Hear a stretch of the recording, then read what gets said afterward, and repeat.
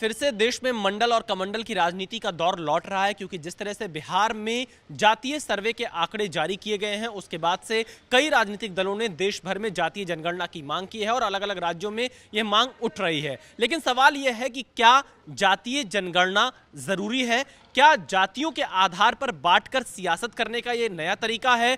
हमारे साथ बातचीत करने के लिए अयोध्या के वो साधु संत हैं जो कि लगातार तमाम अहम मुद्दों पर अपनी राय रखते रहते हैं। जगत गुरु दिनेशाचार्य जी महाराज हमारे साथ में हैं। आपसे शुरुआत करता हूं।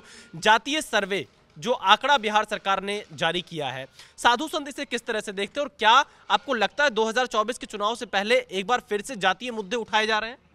निश्चित रूप से मुझे लगता है कि ये केवल राजनीति का विषय है, क्योंकि हमारे यहाँ वेद का एक मंत्र है, संगच्छध्वम समबद्धध्वम। हम एक साथ रहने की बात करते हैं, हम विश्व के कल्याण की बात करते हैं और हम वसुधैव कुटुंबकम मानने वाले देश हैं।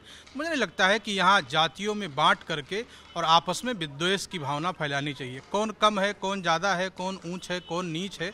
मुझे लगता है कि एक गंदी राजनीति जो है बिहार से प्रारंभ हो रही है, जिसका कोई मौलिक चिंतन और कोई मौलिक आधार नहीं। जगत गुरु जी, राहुल गांधी भी कह रहे हैं कि 84% है आबादी ओबीसी एससी, और जिसकी बात वो कह रहे हैं जातीय जनगणना की मांग कर रहे हैं, संसद में उठाया। राहुल गांधी जो कांग्रेस इतने साल सत्ता में रही तब उन्होंने जातीय जनगणना की बात नहीं की, लेकिन विपक्ष में रहते हुए इस मुद्दे को क्यों उठा रहे हैं? मुझे लगता है कि यहाँ तो केवल वोट की राजनीति की बात है। इस देश में शिक्षा का स्तर कैसे बढ़े, स्वास्थ्य का स्तर कैसे बढ़े, यहाँ डेवलपमेंट कैसे किया जाए, भारत को विश्वगुरु के रूप में किस प्रकार से इकोनॉमी से लेकर के सारे रूपों में प्रतिष्ठित किया जाए। मुझे लगता है कि राजनीति करने वाले नेताओं का विषय ये होना चाहिए। अब कौन कितने प्रतिशत की आबादी इस देश में रखता है और किसकी भागीदारी और कितनी हिस्सेदारी होनी चाहिए, यहाँ पर कोई लूट तो मची नहीं है कि बंटवारा करना है कि चोरी का सामान आया है और जिसने ज़्यादा चोरी किया हो उसको बांट दिया जाए। मुझे लगता है कि इस देश को एकात्मकता की वेदी पर बैठा करके एक साथ जिस प्रकार से ये राष्ट्र चल रहा है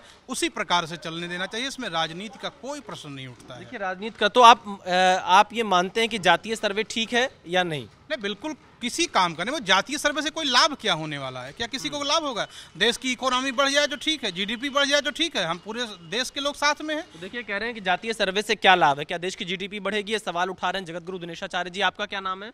महंत मनीष दास, पत्थर मंदिर।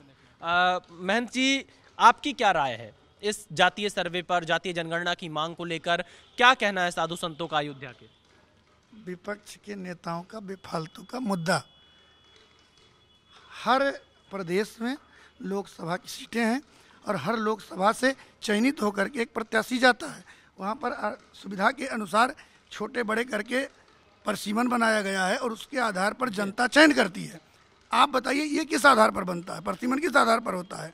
ओबीसी भी लड़ करके जा रहे हैं, लोकसभा का प्रतिनिधित्व कर रहे हैं, अपने विषय की बात वो रख भी रहे हैं। अगर जाति गणना की जरूरत थी तो इसकी फिर क्या जरूरत थी? जो चीज़ें पहले से बनी हुई बेकार का मुद्दा है, ध्यान भटकाना है जनता का।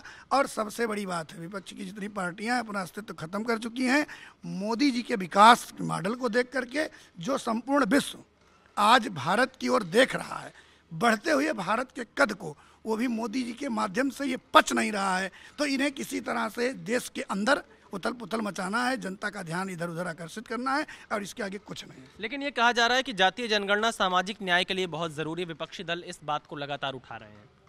अरे, जातिगत जनगणना अगर होगी तो उससे क्या लाभ होगा? देश को क्या लाभ मिलने वाला है?